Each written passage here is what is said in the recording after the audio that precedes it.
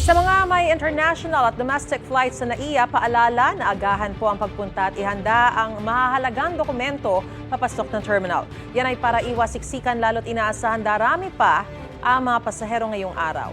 Live mula sa NAIA may unang balita si Bam Alegre. Bam, kumusta na ang sitwasyon ngayon dyan? Maris, good morning. Dito sa NAIA Terminal 3 ay patuloy ang pagdating ng mga pasahero ngayong bisperas ng All Saints Day. Walang naitalang aberya ngayong umaga.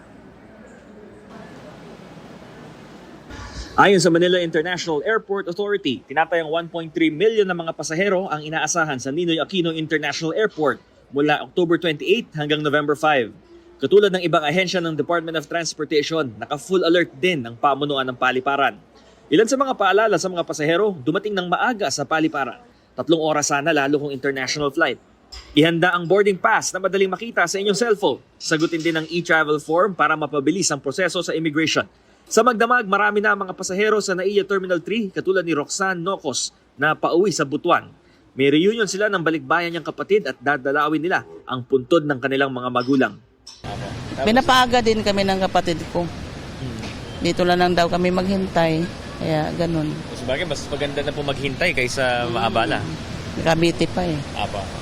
Si Ima Laresa naman may dinaluhang kasal dito sa Metro Manila at kumuha siya ng maagang flight para makabalik sa Virac, Catanduanes para sa araw ng mga patay. Nakita namin sa news kagabi din na dagsa daw po yung tao dito sa NAIA and may mga ibang passengers na naiwan. So, galing pa kaming Laguna. So, sabi namin, mas okay na mas earlier kami for like 1 or 2 hours earlier.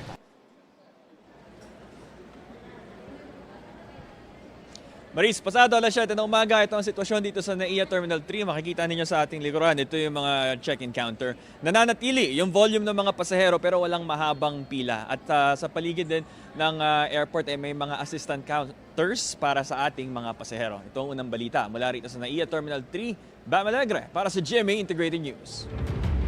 Gusto mo bang mauna sa mga balita? Mag-subscribe na sa GMA Integrated News sa YouTube at tumutok sa unang balita.